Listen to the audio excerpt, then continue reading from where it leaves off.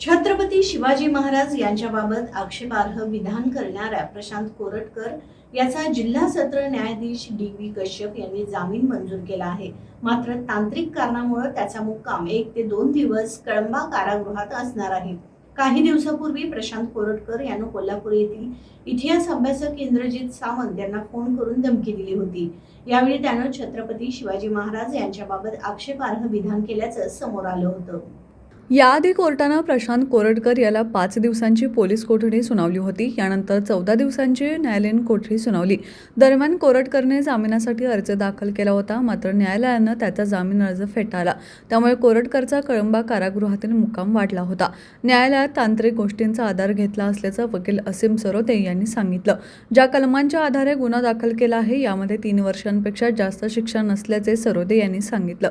प्रशांत कोरटकरवर अब्रू नुकसानीचा दावा करण्यात आला. इंद्रजित सावंत यांनी कारागृहाच्या पत्त्यावरच कोरटकरला ॲडव्होकेट असीम सरोदे यांच्यातर्फे कायदेशीर नोटीस पाठवली आहे.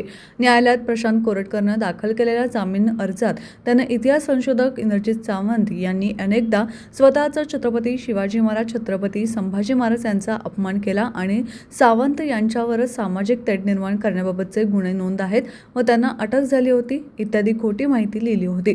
त्यातून इंद्रजित सावंत यांची बदनामी करण्यात येत असल्याचा आक्षेप त्यांनी न्यायालयात केल्यावर प्रशांत कोरटकर तर्फे हे परिच्छेद रद्द करीत असल्याचे न्यायालयासमोर लेखी स्वरूपात सांगण्यात आले होते.